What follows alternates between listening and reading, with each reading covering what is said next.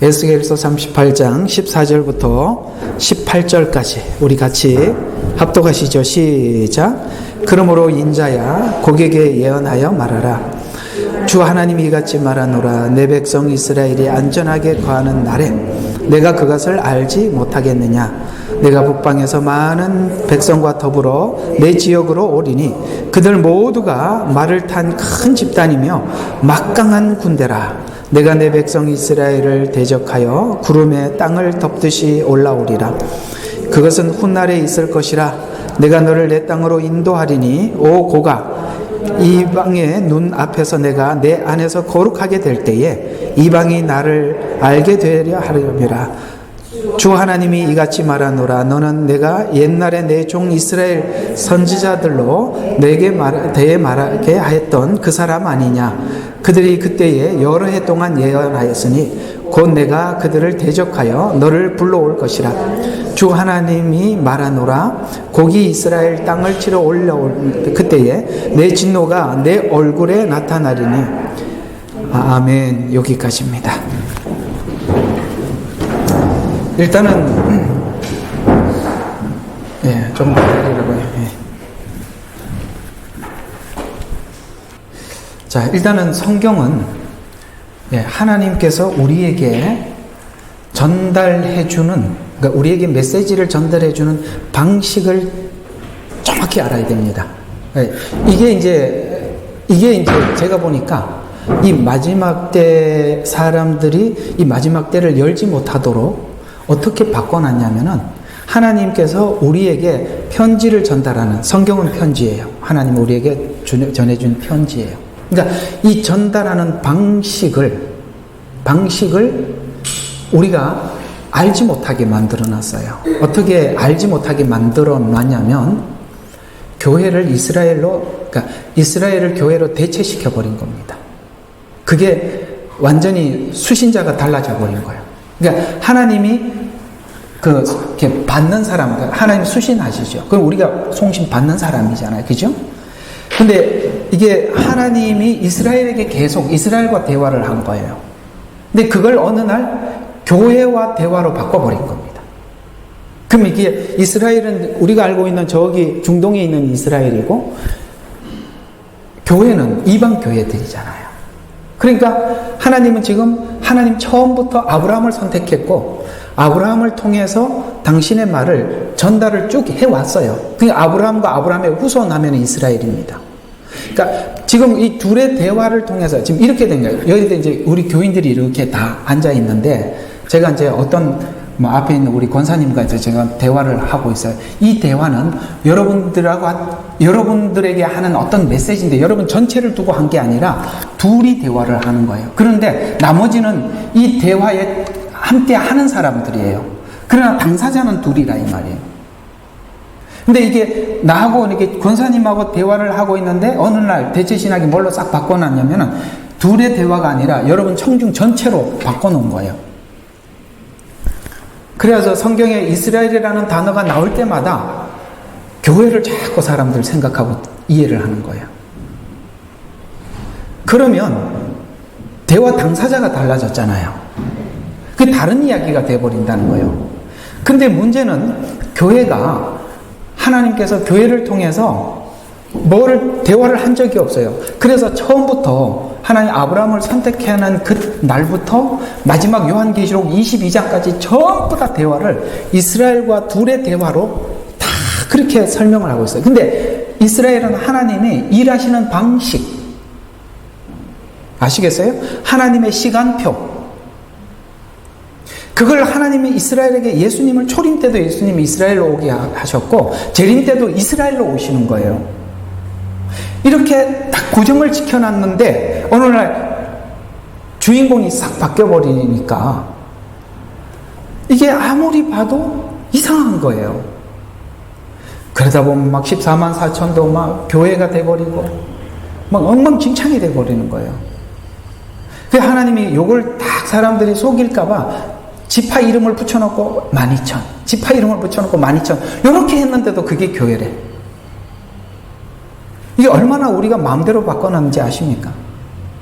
그러니까 저도 사실 처음에는 대체신학 해석한 종말론을 가지고 설명을 하니까 설명이 안 되는 거예요. 그리고 이거는 도저히 양심상 이게 아닌데 이렇게 막 억지로 설명을 해놓으니까 저는 못하겠더라고요. 그래서 다시 성경을 보기 시작했습니다. 근데 저는 사실 처음에 예수를 믿고 교회를 다닐 때부터 제가 배웠던 목사님은 대체 신학이 아닌 신학으로 종말론을 가르쳐 주셨어요. 근데 그 어디를 가도 그런 식으로 설명하는 분이 없어서 저는 그 목사님이 잘못 가르쳤나 이렇게 생각을 했어요. 저게 처음에 배울 때.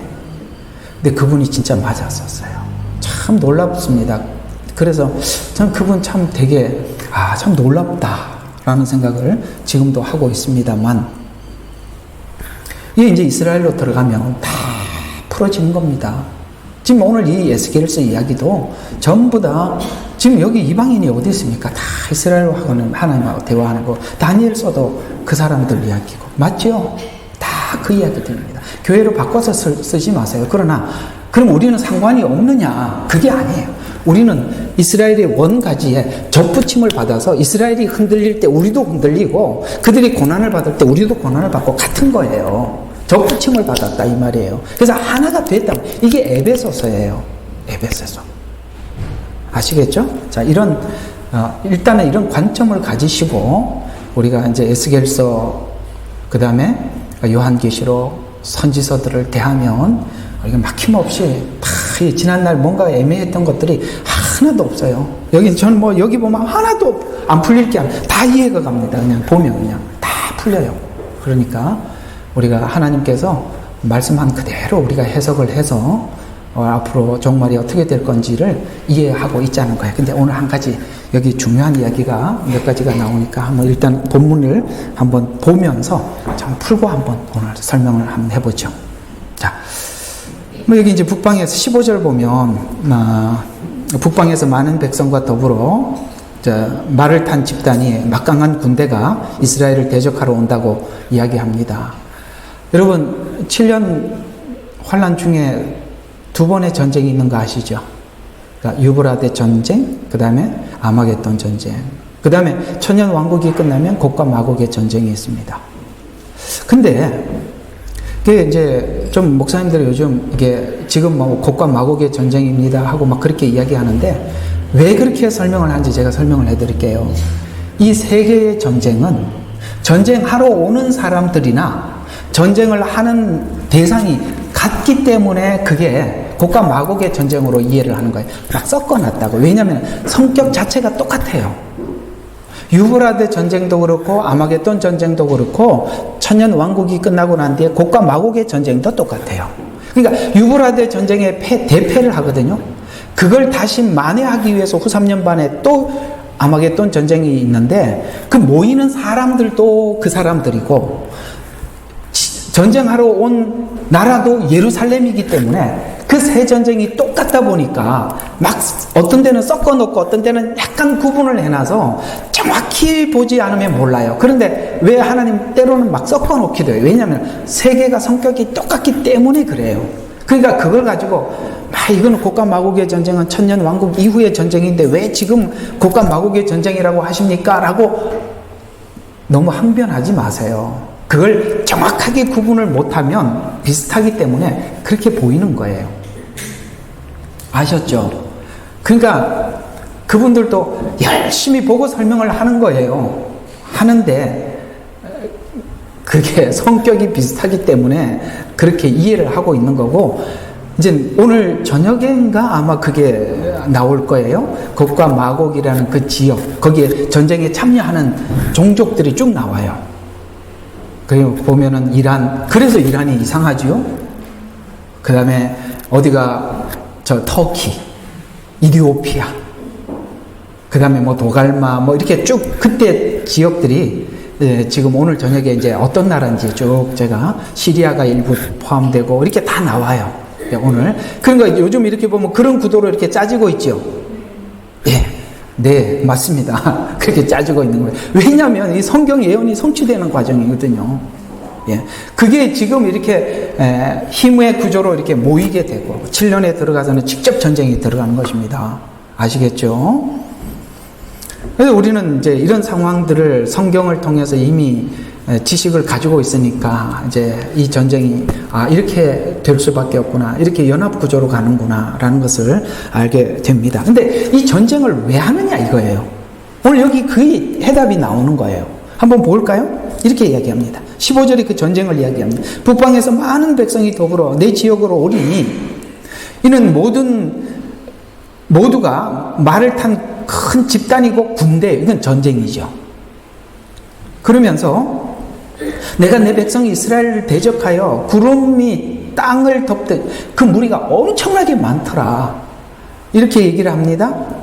내가 내 땅으로 인도하리니 오고가 이방의 눈 앞에서 내가 내 안에서 거룩하게 될 때, 이건 무슨 이야기냐면 다니엘서에 보면 마지막 12장인가 가보게 되면 네가 이 마지막 때 이 전쟁을, 그러니까 7년이라는 시간을 통해서 네가 구제받게 된다. 이스라엘이 그때 구제받게 되고 정결케 되고 죄를 용서함을, 이게 무슨 말이에요? 예수 그리스도의 메시아 십자가에 대해서 눈을 뜬다는 거예요. 그때 스가랴에서도 그렇게 말을 하고 있고 다니엘서도 말을 하고 있는데, 근데 이때는 이스라엘이 눈을 뜨게, 예수님이 구세주라는 것에 대해서 이스라엘은 눈을 뜨게 되고, 이스라엘을 대적하고 올라온 이방인들은 하나님이 계시는 거란, 그 전쟁에 하나님이 직접 개입하는 걸 보고 하나님을 알게 된다. 아시겠죠? 둘 다 알게 돼요. 이스라엘은 승리를 통해서, 하나님의 도움을 통해서, 그래 우리가 기다리던 그 메시아, 통치의 메시아, 왕된 메시아가 왔구나라고, 그때 그들이 그가 예수님이라는 것에 대해서 눈을 뜨게 되는 거고, 이방인들은 지금 이 전쟁이 거짓 선지자들의 미혹에 의해서 예루살렘에 공격하러 오지만, 이게 계시록에 나오는 이야기예요.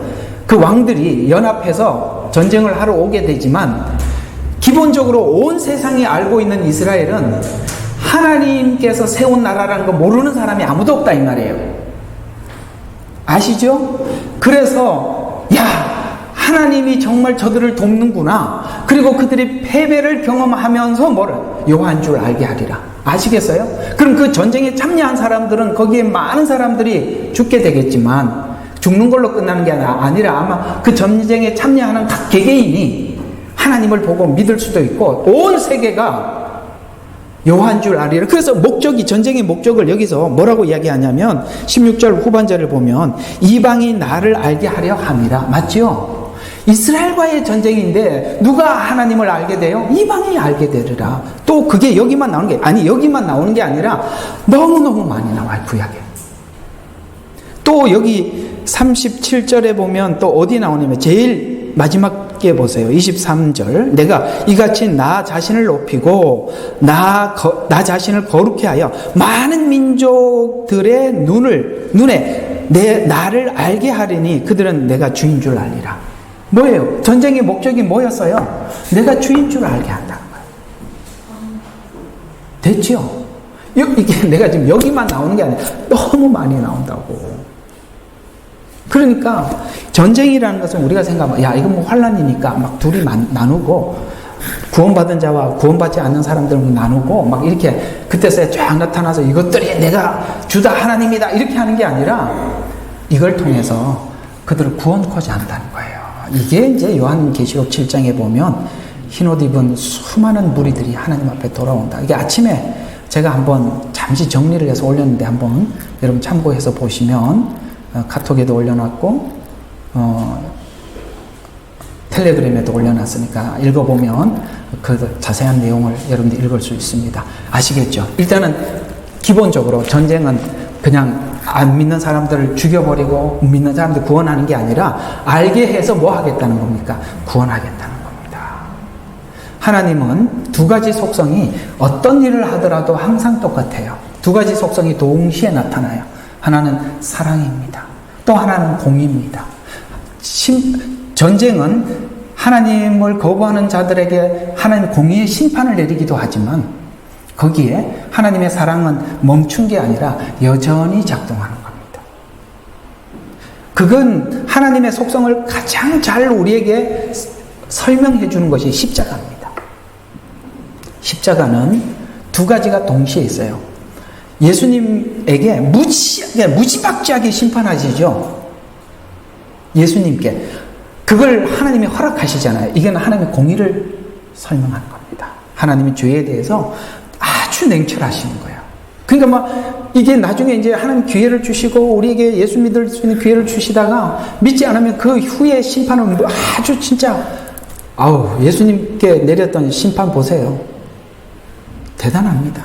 그러나 그건 우리를 구원하신 하나님의 사랑이에요. 예수님은 그걸 하나님의 공의에 의해서 심판을 받으시면서 이 공의에 의해서 심판받은 이후에 우리가 구원받을 그걸 기대하시면서 주님은 그것을 참으시고 견디시는 거예요. 그 예수님 안에 하나님의 속성을 다 보여준 거예요. 그래서 이 7년이라는 환난 시간도 하나님의 공의만 작동하는 게 아니라 그 속에 하나님의 사랑을 함께 해서 이방이 여호와인 줄 알게 하고 유대인들이 하나님께 돌아오고 이게 목적이에요. 그래서 우리가 심판을 목적으로 환난을 보느냐 아니면은 구원을 목적으로 보느냐에 따라서 환난을 심판으로 보면 도망가야죠. 살아야죠. 그러나 이 기간에 많은 추수가 있다는 것을 성경은 이야기를 하고 있습니다. 실제 이 마지막 때 추수에 대해서 주장하는 분들은 그다지 많지를 않아요. 이 이야기를 꺼내면 사람들이 자꾸 질문을 해요. 그게 왜 추수기냐고. 근데 그런 근거들을 사실 대체신학이 가려놨다가 처음에 얘기가 그 말이에요.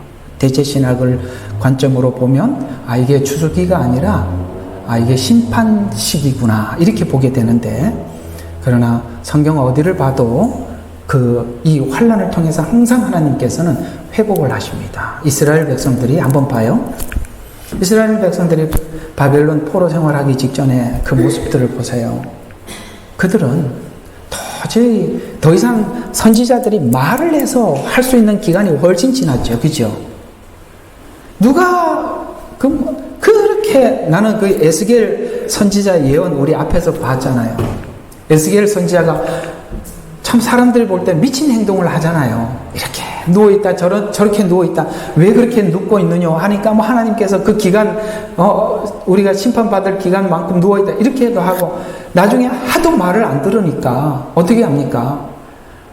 여러분 설교 시간에 박수치고 발을 구르고 머리를 흔들면서 이렇게 설교하는 사람이 어디서 안 보니까 보라고 안 들으니까 그러니까 손뼉을 치고 발을 구르고 머리를 흔들고 막 이렇게 설교하는 거예요. 그러니까 저 미친놈 무슨 소리 하나 들어보자고 사람들 들으라고 하도 안 들으니까 그러니까 이 사람들은 더 이상 말로 설득할 기회가 넘은 거예요. 그러니까 하나님 어쩔 수 없이 어떻게 합니까? 비교해서 몸으로 체험하라는 거예요. 그래서 바벨론 데리고 가는 겁니다. 근데 보세요. 이 바벨론은 7년 환란하고 똑같은 의미를 가지고 있어요. 그들은 이 바벨론 생활을 하면서 눈을 열게 되지요. 하나님이 어떤 분인지 아시겠어요? 똑같은 이야기예요. 바벨론 포로 생활이나 마지막 7년은 똑같아요. 다니엘서에서 그걸 얘기하고 있어요. 너희 민족에게 또 한 번 이 바벨론 포로 생활과 같은 시간을 보내게 될 것이다. 그래서 다니엘이 듣고 깜짝 이 고통스러웠던 시간이 우리 민족에게 훗날이 있다고? 그래서 그 날이 올 때까지 봉인을 해둬라. 그래갖고 7봉인을 탁 쳐놓은 겁니다. 근데 봉인이 열리는 그때가 너희들에게 환란의 시기인데 그래서 인재앙이에요. 하나, 둘, 셋 이렇게 뜯어내는 겁니다. 됐죠? 이런 기본은 이렇게 사실 이게 예언서를 보는 기본의 관점이에요. 그러니까 이 관점만 딱 가지고 들어가도 우리가 막 이 많은 부분들이 이렇게 다치질 않고 잘 열려요. 이거 서론하는데 시간을 너무 많이 가서 오늘 큰일 났네요.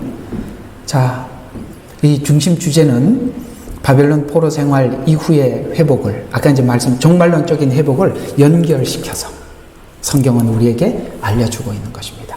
다니엘서와 요한계시록은 분명한 짝인데 그 다니엘서와 요한계시록이 짝인 것에 대해서 뭔가 이렇게 밑에서 보조해주는 성경들이 필요할 거 아니에요. 그죠? 성경, 여호와책을 자세히 보라. 그 중에 빠진 것이 없고 짝이 없는 것이 없다고 했습니다. 하나님은 어떤 이야기를 여기만 한 게 아니라 다른 데서도 계속 했어요. 그래서 오늘 그 이야기, 여기서는 그 말을 아모스가 한 말인데, 에스겔은 여기서 이렇게 이야기를 하고 있어요. 10절 한번 봐요. 16절 봐요. 여호와책을 자세히 보라. 그 중에 빠진 것이 없고 짝이 없는 것이 없다라는 말을 조금 다른 식으로 이렇게 이야기를 합니다. 16절. 자, 내가 내 백성 이스라엘을 대적하여 구름이 아닌데 17절입니까? 예, 맞아요. 이래서 설교는 여럿이 같이. 자, 17절 보세요. 주 하나님이 이같이 말하노라. 너는 내가 옛날에 내 종 이스라엘 선지자들로, 그러니까 뭐죠? 여기 말고 다른 선지자들에게 대한 이런 이야기가 되는 거죠. 선지자들로 너에 대해 말하게 했던 그 사람 아니냐. 그들이 그때에 여러 해 동안 예언하였으니, 여러 해 동안 예언했대요. 똑같은 사건을 계속 다른 사람들을 통해서 계속 했었대요. 왜냐하면 곧 내가 그들을 대적하여 너를 불러올 것이라는 것이라. 이 시간, 이 7년이라는 시간을 여기만 너희한테만 말한 게 아니라 여러 해 동안 많은 선지자들을 통해서 계속 말해 왔었다. 이런 이야기를 하고 있는 거예요. 왜 여러 해 동안 그렇게 하나님은 말을 했어야만 했을까요? 간단한 이야기입니다. 예언이 분명해지라는 거예요. 사실 우리는 예언이라는 것은 믿음이 아니고는 예언을 소화할 수가 없어요. 그렇죠? 우리는 믿음이라는 것은 예언을 믿는다는 것인데 우리에게 한 가지 예언이 남았어요. 성경의 예언은 다 됐어요. 그러나 한 가지 예언이 남았어요. 요한계시록 하나만 남았습니다. 그러면 이 요한계시록은 무엇을 통해서 믿느냐면 이미 하나님께서 과거에 했던 예언이 성취된 성경을 살펴서 그 믿음을 축적해서 마지막 종말을 믿는 거예요. 믿음은 그래서 우리가 성경을 보고 성경을 듣고 성경을 믿을 때 미래의 예언에 대해서 분명해지는 것입니다. 그러기 위해서는 하나님께서 성경에는 신명기, 오늘 이게 본문대로 안 가고 자꾸 이쪽으로 가는데 한번 가는데 한번 가봅시다. 이거 안 되면 다음 주에 하면 되니까, 그죠? 안 되면 다음 주에 하고, 안 되면 그 다음 주에 하고, 그렇게 하면 돼요. 신명기에 보면 이런 말씀이 있어요. 뭔가를 하나님께서 분명하게 사람들에게 증거를 제시하고 증명을 할 때는 최소한 증인이 몇 명이어야 한다? 2-3명. 그래서 이 예언을 한 사람에게 시킨 게 아니라 여러 사람에게 나누어서 이야기해요. 왜? 증인이 많은 거예요. 그래서 예수님의 생애도 사복음서가 그래서 2-3 둘이면 충분하고 셋이면 완벽한데 4명을 세운 겁니다. 그래서 사복음서예요. 근데 이 초림과 재림에 대한 예언이 구약에 한두 사람이 한 게 아니잖아요. 소선지서 보셨죠? 소선지서는 각자 나름대로 어떤 하나님의 시간을 집중해서 예언을 했어요. 누구는 이쪽 초림에 대해서 집중하고, 누구는 재림에 대해서 집중하고. 아시겠어요? 근데 이스라엘 백성들 눈으로 봤을 때는 이 초림과 재림이 모호해. 이걸 이거 처음 들어보는 이야기실 거예요. 이스라엘 백성들의 입장에서 봤을 때는 초림과 재림이 막 모호해요. 그래서 초림을 딱 못 보는 거예요. 근데 우리는 예수님이 십자가 안에서 우리를 구원했다는 사실을 신약 성경을 믿고 보기 때문에 선명하게 나누어지는 거고, 이 사람들은 그게 모호한 거예요. 그러니까 이사야에게 내 백성에게 해서 복음을 전하라고 했을 때 하나님이 보내면서 뭐라고 이야기하셔요? 그들이 말해도 알아듣지 못할 거다. 모호하단 말이에요. 초림과 재림이 모호하단 말이에요. 못 알아듣는단 말이에요. 근데 또 로마서에서는 알아듣지 못한 게 이유가 뭐라 그랬습니까? 이방인에게 흘러가게 하려고 그들 눈을 가렸다고 이렇게 이야기를 하고 있어요. 근데 이게 왜 하나님이 그렇게 하세요? 한쪽은 막고 한쪽은 풀어주세요. 그건 묻지 마. 이게 성경이야. 그게 주권이라는 거야. 근데 우리는 자꾸 그런 데 관심이. 왜 그래요? 그 우리 짧은 머리를 어떻게 다 알겠어요? 하나님이 그렇다면 그런 거예요. 그리고 하나님이 그렇게 계획하셨다고요. 왜 그렇게 계획하셨는지 우리는 다 몰라. 그냥 믿는 거야. 이걸 아셔야 돼요. 사람들이 어디서 자꾸 막히냐면은 하나님의 주권적인 결정인데 그 주권적인 결정을 자꾸 우리가 풀어보려고 하는 데서 막히는 거예요. 그건 뭐냐면 우리 인간이 이해하고 있는 상식과 감정은 하나님은 온 세계를 경영하고 있고 나는 나만 경영을 하는데 어떻게 알겠어요? 아니, 나라의 법을 왜 그렇게 만들었냐고 물으면 나는 싫은데 법을 만든 사람이 얘기를 할 거 아니야. 옛날에 이런 사례가 있어서 그걸 만들었다. 이게 뭐냐면은 바로 성경이 열리는 것은 내 관점에서 떠나서 하나님 관점에서 세상을 볼 때 들어오는 거예요. 그리고 우리는 하나님의 세계 속으로 들어가서 믿는 거예요. 하나님 말씀을 내게 끌어당겨서 믿는 게 아니라 끌어당겨서 믿으려고 하는 순간부터 하나님의 말씀은 내 틀 안에서 갇혀버리는 겁니다. 믿음은 뭐지요? 온 세계가 하나님의 말씀으로 만들어진 줄로 뭐예요? 민나니, 믿음으로 시작하는 거라고요. 아나니가 아니라 민나니로 시작한다고. 그게 믿음이 아는 것이 되는 거고 모든 것이 되는 것입니다. 아시겠죠? 이런 것처럼 바로 우리가 어떤 시각으로 하나님의 말씀을 보고 대하느냐에 따라서 우리가 그것이 제한이 될 수도 있고 그 다음에 아니면은 무제한 속에 우리가 들어갈 수 있는 것입니다. 왜 하나님은 이렇게 오늘 막 이거 치우고 이거 그냥 하는 대로 합시다. 왜 그러면 하나님이 그런 식으로 하느냐? 우리가 가장 이해를 못하는 부분이 뭐냐면 창조는 그래도 그래 만든 이가 있지 라고 접근을 할 수 있어요. 근데 우리가 가장 이해할 수 없는 부분이 뭐라고 생각하세요? 죽음과 부활입니다. 그게 하나님께서 우리에게 믿음을 주고자 하는 가장 정점에 있는 거예요. 인간의 이성으로는 죽음 이후에 부활이 있다는 것은 하나님의 능력을 모르고는 아시겠어요? 하나님의 능력을 모르고는 절대 머리로는 이해할 수 없습니다.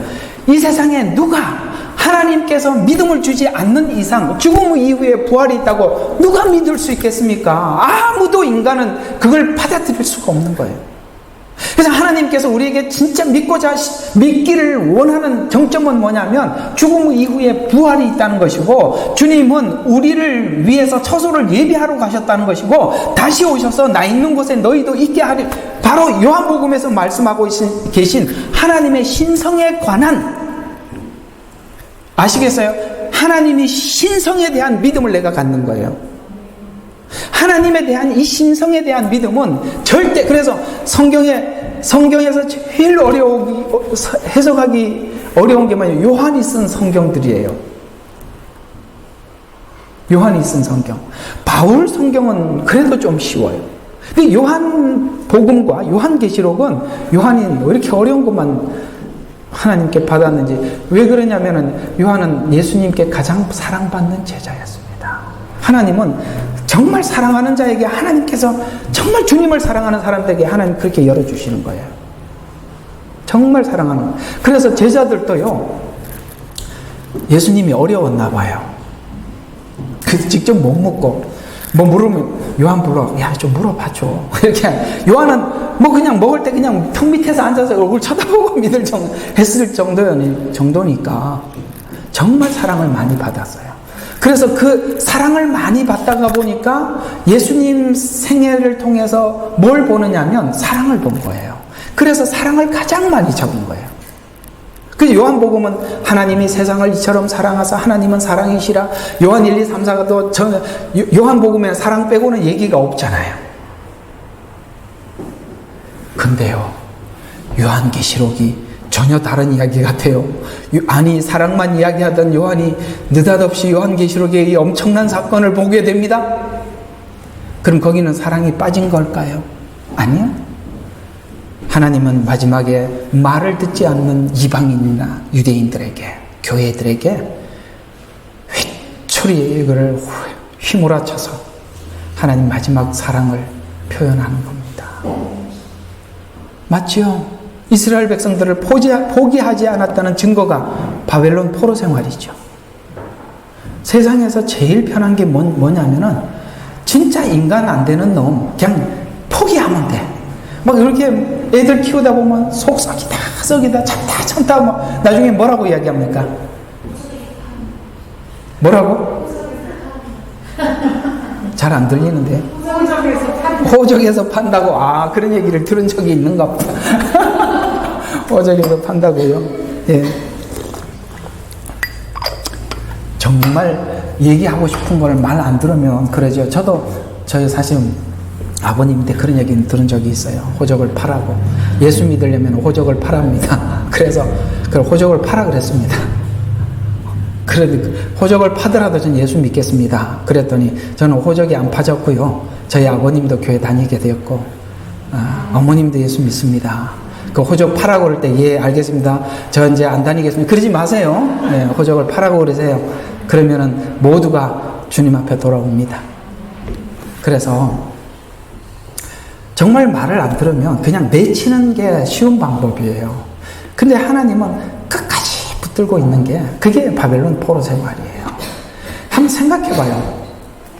내 자식을 바벨론이라는 나라에 내던져 놓으면 이 바벨론 사람들이 내 백성들을 어떻게 취급할지 부모가 아는데, 그래서 부모들이 군대 가서 애들 남자들 막 고생하는 얘기 많이 들으면 군대 앞에서 막 논산 놀면서 앞에서 다 울면서 가잖아요. 왜요? 가면 내 자식 앞으로 무슨 일을 할지 뻔하잖아요. 그죠? 그래서 막 울고 가는 거예요. 하나님도 내 백성들을 거기다 갖다 놓고 올 때는 하나님도 마음이 찢어지는 거예요. 그리고 그 사람들이 네 애비하고 욕하지 않겠어요? 네 애비가 누구예요? 하나님 아닙니까? 하나님도 욕먹을 각오를 하고 내던져 버리는 거예요. 그게 하나님이 아니면 그냥 버리면 되는데 그렇게 고치시려고 애쓰시는 그 하나님의 마음을 그 바벨론 포로 생활을 통해서 우리에게 이렇게 표현해 주는 거예요. 그게 내가 이 자식들 못 쓰겠다 하고 그냥 버리는 게 아니라 하나님은 그렇게까지 하시는 거예요. 왜 7년이라는 시간을 통해서 이런 환난을 통해서 왜 우리를 거두려고 하시겠어요? 하나님께서 우리를 사랑하는 하나님의 마지막 사랑의 표현인 거예요. 그게. 아시겠죠? 그러니까 이런 관점 안에서 하나님은 사랑이시라 수도 없이 얘기했던 요한계시록에 하나님 마지막 사랑의 표현이 여기다 라고 계시록을 우리에게 공개해 주는 거예요. 그러니까 이런 하나님의 큰 그림과 속성이 이 계시록에는 사랑이 없는 하나님으로 등장하는 것 같아 보이지만 7년 환난은 7년 대접 재앙이 7째 대접이 끝나야 끝나는 것입니다. 아시겠죠? 예, 그렇게 끝나는 것입니다.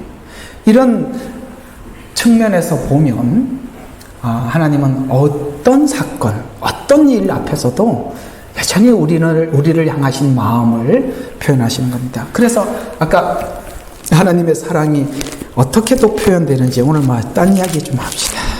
창세기, 노아 심판, 여기서도 하나님이 이렇게 하나님의 사랑을 우리에게 말씀하고 있는데요. 자, 6장 6절인가요? 그쯤 한번 보시죠. 자, 이렇게 이야기합니다. 자, 하나님께서 사람들의 사악함이 세상에 장대해짐과, 자, 우리 종말론으로 같이 연결시켜서 막 상상을 좀 해주세요. 종말론과 하나님께서 사람의 사악함, 여러분 사악함이 대단하죠? 그 다음에 세상의 장대해짐과 그 마음의 생각, 자, 뭐까지? 그 악함이 마음속 깊은 곳에서부터 계속 등장하더라. 그래서 마음의 생각의 모든 상상이 문제는 계속해서 악하다요. 여러분, 자, 해결 방법이 있어요, 없어요? 해결 방법 없죠? 마음이 악해요. 그리고 상상이 계속 악해요. 끝났죠? 그걸 보고 자 6절에 하나님 마음을 이렇게 표현하고 있어요. 주께서 땅 위에 사람들을 지었음을 후회하셨으니 그 일이 그의 그 마음을 비통케 하였더라. 그러면서 이제 이렇게 얘기합니다. 하나님 마음이 비통해요. 근데 주께서 말씀하시기를 내가 창조한 사람을 지면에서 멸망시키리니 사람과 짐승과 기는 것과 공중의 새 모두라.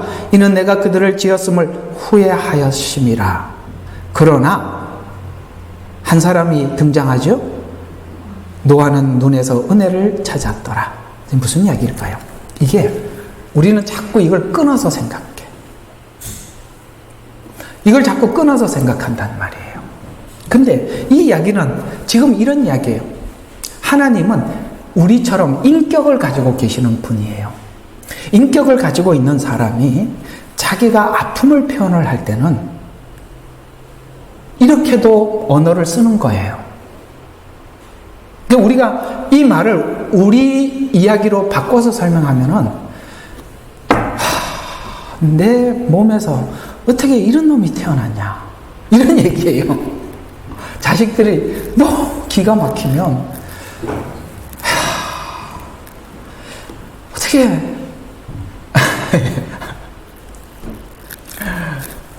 그런 얘기를 할 만큼이나 하나님 마음이 비통하다는 거예요.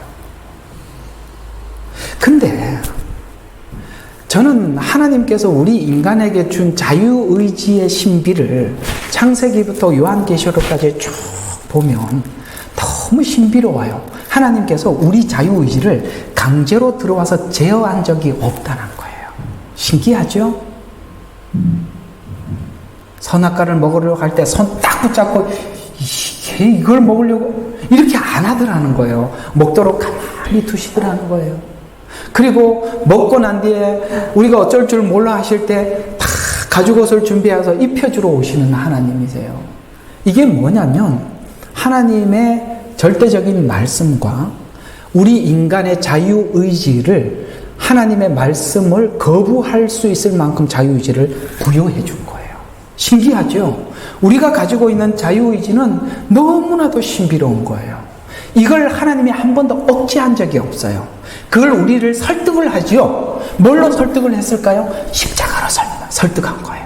봐라, 내가 너를 향한 마음이 오늘 이 말씀을 하더라도 노아 시대 때 하나님 마음이 비통해서 쓸어버리겠다라고 하면서도 거기에 뭐가 담겨 있어요? 은혜를 구하였더라. 은혜인 예수님을 준비하고 있는 거예요.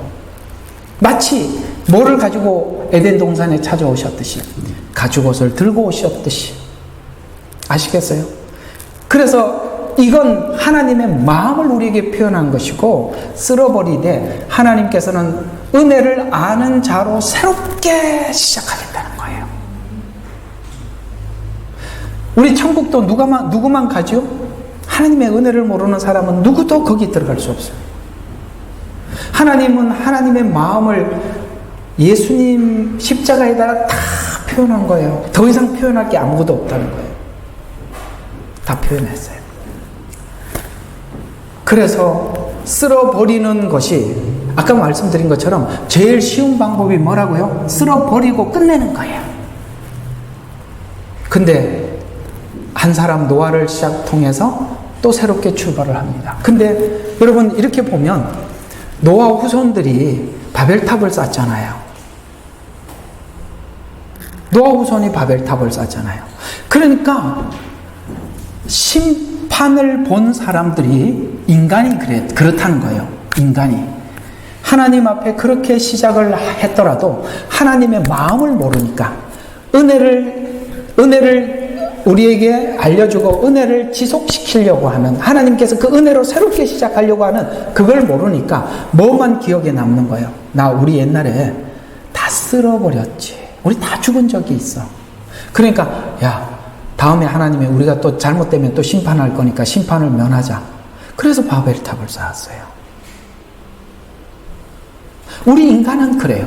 그래서 하나님이 우리가 아무리 은혜를 줬더라도 하나님의 은혜를 쭉 붙잡고 가지 못하면 아시겠어요? 은혜를 붙잡고 우리 신앙생활을 유지하지 못하면 또 다른 쪽으로 이렇게 이 사람들처럼 바벨탑을 쌓는 거예요. 성경을 알고 난 뒤에 사람들이 은혜를 붙잡고 가는 사람이 있고 예수님을 만나고 난 뒤에 바벨탑을 쌓는 사람이 있다는 거 아세요? 하나님은 심판하시는 하나님이시니까 우리가 더 이상 심판을 당하지 않고 지옥 가지 않기 위해서는 어떻게 하면 되지? 그래갖고 하나님 어떻게 하면 영생을 얻습니까? 이렇게 영생을 찾아 들어가더라는 거예요. 그게 인간의 한계라는 거예요. 그러나 하나님은 우리에게 사랑을 표현해 줬는데 우리는 그 사랑을 가지고 영생을 얻는 데만 집중하는 거예요. 그래서 유대인들에게 예수님이 오셔서 예수님이 너희들에게 영생을 주고 생명을 주러 왔다. 너는 내가 아브라함의 후손이. 그러니까 그렇게 이야기를 했더니 야, 우리가 혈통적으로 아브라함의 후손인데 우리가 지금 구원을 받았는데 뭘 또 구원을 받느냐? 왜? 성경을 통해서 그들은 뭐만 생각한 거예요? 구원만 생각한 거예요. 마치 바벨탑을 쌓듯이 심판을 안 받으려고 예수 믿는 거 이외에는 아무것도 없었다는 거예요.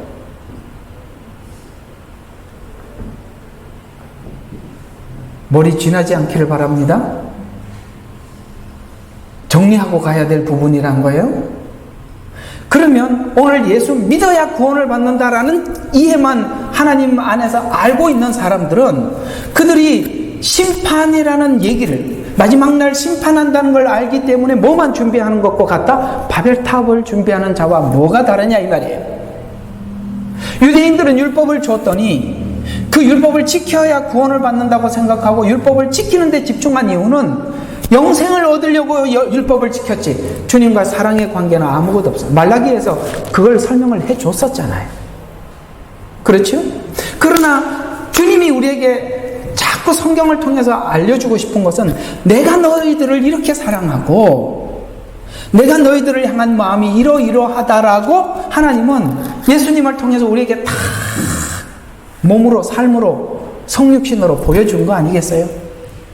그래서 너와 나의 관계는 그저 예수 믿고 천국 가고 이런 관계가 아니라 내가 너희들을 사랑하는 관계고 너도 뭘로 반응해달라는 거죠? 사랑으로 반응해달라. 이게 바로 성경이 하나님께서 우리에게 묻는 질문인데 하나님이 세상을 이처럼 사랑하사 독생자를 주시는 저를 믿는 자마다 영생을 얻게 하니 사랑하사 저를 믿는 자마다 사랑의 표현을 누가 했다고? 저를 예수님께 했다. 그래서 우리는 사랑으로 찾아왔는데 저 사람이 나를 사랑하니까 뭘 줄 수 있을까? 이러고 앉아있다는 거예요. 가증스러워요? 안 가증스러워요? 누가 저 사람이 어떤 남자가 생겼는데 난 무지 좋아해. 가만히 보니까 돈도 많고 저기서 뭘 좀 얻을 수 있을까? 저 사람 이게 있다는데 저걸 좀 어떻게 뺏을 수 있을까? 여러분 그걸 어느 날 남자가 알았어요. 상상에 맡깁니다. 그 사람을 볼 때마다 무슨 생각이 들겠어요? 불편하죠. 왜 그렇게 나를 위해서 헌신하는지 그 뒤에 목적이 보이는데 얼마나 불편하겠어요. 사랑에는 거짓이 없는 거예요. 그 말이에요. 요한일서 말씀. 사랑에는 거짓이 없나니. 거짓이 없어야 돼요. 숨김이 없어야 되는 거예요. 다른 목적이 있어서는 안 된다는 거예요. 그래서 제가 항상 여러분들에게 드리는 말씀이 그거예요. 여러분, 신앙의 적은 거짓입니다. 그 거짓은 외식으로 나오는 거예요. 그 외식에 대해서 인정을 하셔야 돼요. 그걸 시인할 수 있어야 돼요. 감추려고 하지 마세요. 하나님이 너희 도둑놈아 그러면 도둑놈이 맞는갑다 하고 관찰하시라고요. 아닌데요 하고 우기지 마시고. 아시겠어요? 네. 참 오늘 이거 펴놓고 엉뚱한 이야기 하다가 가네요. 어쨌든 오늘 여러분들에게 하나님은 우리에게 당신의 마음을 한탄하는 걸로 얼마나 답답하면 이렇게까지 말씀하시겠어요. 답답하시니까 한탄하시고 그래서 내가 지면에 있는 것을 다 쓸어버리되 하늘에 나는 새나. 이거 뭐냐면 다른 걸 왜 쓸어버리죠? 그 모든 것은 사람을 위해서 만들었던 거죠. 여러분, 지구를 왜 만드셨어요? 우리 살으라고 만든 거예요. 에덴을 다 만들어 놓고 집 지어 놓고 사람 들여보냈잖아요. 천국도 똑같은 거예요. 우리 처소를 다 준비해 놓으면 우리를 데리러 가는 거예요. 그럼 주인공이 누구라는 거예요? 하나님이 보실 때 우리라는 거예요. 너무 귀하게. 그래서 하나님은 이 자유의지를 하나님의 말씀에 우리가 거부할 수 있을 만한 자유의지를 주신 거예요. 이건 반대쪽으로 가면 거부 쪽이 아니라 하나님의 은혜를 아는 쪽에서 갔을 때 이 자유의지는 내 마음을 다해서 뜻을 다해서 성경이 그렇게 말하죠. 마음을 다하고 뜻을 다하고 성품을 다한다. 이 자유의지가 세계를 담아서 하나님을 찬양하고 그분을 의지하고 그분을 따라가는 겁니다. 그만큼 하나님께서는 자유의지를 어디 가서도 한 번도 우리를 막고 제한한 적이 없어요. 그건 이 자유의지가 하나님을 찬양하는 것이 립싱크 하지 말고, 아시겠어요? 입만 뭐라고 해야 되나? 입만 열었다 닫았다 하지 말고, 아시겠어요? 거기에 마음을 싣고 뜻을 싣고 정성을 다하자. 하나님은 우리에게 먼저 그거 하셨으니까 우리도 그거 하는 거죠. 이게 구원이라고 성경은 이야기를 하는 거예요. 그래서 구원은 교리적인 이해가 아니라 관계라고요. 관계. 그래서 로마서 8장의 끝에 뭐라고 이야기해요? 누구도 하나님의 사랑에서 끊을 수 없나니 구원을 사랑의 관계라고 설명을 하는 겁니다. 앞에는 교리적으로 설명을 하다가 왜 우리가 의롭게 되었느냐? 하나님의 사랑 때문에 우리가 의롭게 되었다. 그 의의가 하나님의 사랑에 의해서 주어진 것이니 확신을 가져라. 환난이나 핍박이나 세상이나 장래일이나, 그죠? 사망이나 생명도 하나님 그 십자가에서 우리를 사랑한 사랑에서 끊을 수 없어요. 사망도 끊을 수 없어서 사망에 가는 우리들을 데리고 와서 생명으로 올리시는 사랑. 사랑이 그 일을 했대요. 사랑이, 우리가 믿는 교리가 그 일을 한 게 아니라 사랑이 그 일을 했다는 거예요. 이 복음이 설명하고자 하는 이 방향을 잘 보고 가셔야 돼요. 그래서 제가 오늘 이제 이야기를 결론을 내리겠습니다. 우리가 교리에 빠지지도 마세요. 수많은 교리들이 있어서 그걸 따라가다 보면 교리는 사랑이 아니에요. 약간의 도움은 줄 수 있어요. 아시겠어요? 약간의 도움을 줄 수가 있어요. 그러나 성경이 설명하고 있는 복음은 관계로 설명을 하고 있다는 거예요. 관계 쪽에서 보라 이 말이에요. 그 관계 쪽에서 보면 오늘 여기 창세기 6장에 노아에게 했던 말은 관계를 끊자 이야기가 아니라 마치 가슴을 치면서 답답해하는 하나님의 그 뭐죠? 우리가 막 자식들 보면은 저기 좀 나쁜 짓 하고 좀 눈에 보이는데 답답하니까 막 좌우로 가면서 가슴 치면서 아유 막 이렇게 하는 이런 걸 인격화. 우리가 이제 사람이니까 우리가 알아듣는 말로 설명을 해주는 거예요. 아시겠어요? 분노가 끝이 아니라 왜요? 사랑하는 사람을 그대로 둘 수가 없으니까 분노가 일어나죠. 성경에 하나님이 자꾸 질투라고 이야기를 해요. 질투는 사랑의 다른 표현이에요. 내 사랑하는 자가 딴 걸 좋아하니까 질투가 안 나면 다르죠. 사랑이 아니죠. 그래서 사랑의 다른 표현은 질투로 나타나는 거예요. 이런 모든 나는 질투하는 하나님이다. 이런 말들이 사랑 때문에 표현하는 거예요. 또 하나, 여러분 이 요한계시록도 아까 처음에 이야기한 것처럼 대화자가 누군지, 그러니까 둘의 대화예요. 그러니까 온 세상이 이 둘의 대화를 듣고 있는 거예요. 왜냐하면 이 둘의 대화는 우리 모두의, 그러니까 이스라엘은 온 인류의 대표. 그래서 하나님이 이스라엘 백성 전체에게 말을 한 게 아니라 대표만 부르죠. 누구죠? 모세를 불러서 이야기를 하죠. 그렇죠? 변화산에도 대표자 베드로, 요한, 야고보 대표. 그 원리가 하나님의 원리라 교회도 대표를 세우는 거예요. 아시겠습니까? 저를 세워서 여러분들에게 이야기를 하는 거예요. 대표. 이건 하나님의 질서라 이 말이에요. 하나님이 이스라엘에게 말하고 이스라엘에게 했던 말을 온 세상이 알아듣게 하는 것은 하나님의 질서라 이 말이에요.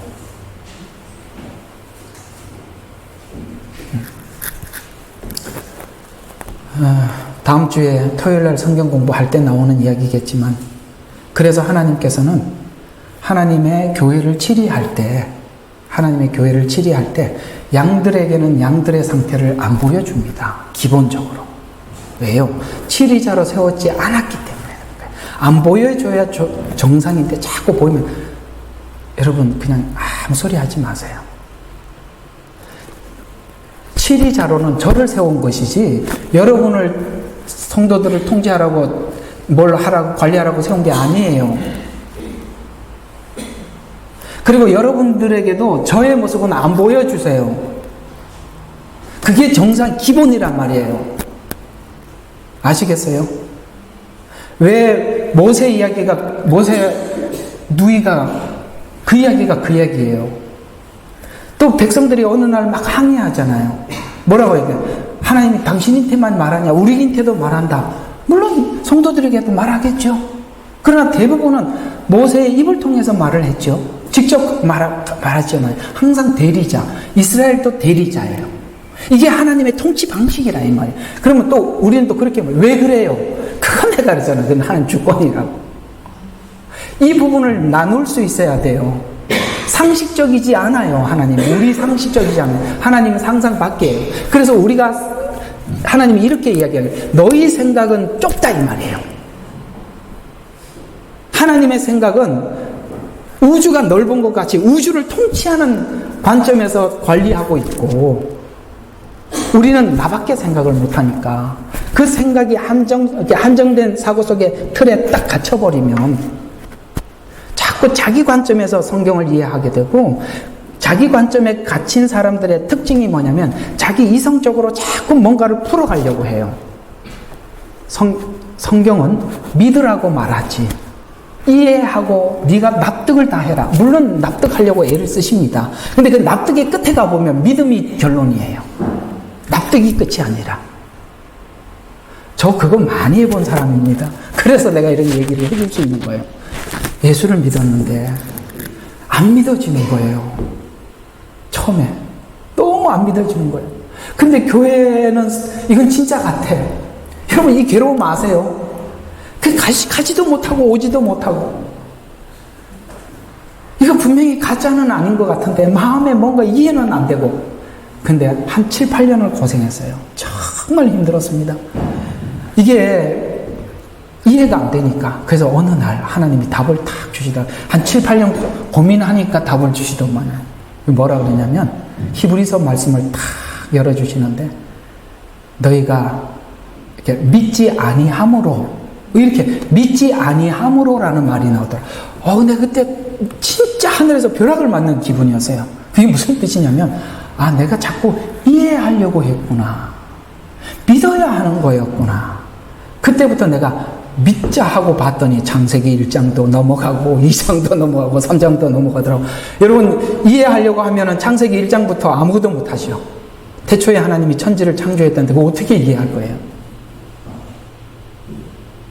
그래서 끝에는 뭐냐면 이해가 아니라 하나님이 설득을 하는데 결국은 믿으라고 설득을 하고 있는 거예요. 아까 말한 거잖아요. 하나님께서 최고의 신앙의 믿음의 절정이 뭐라고요?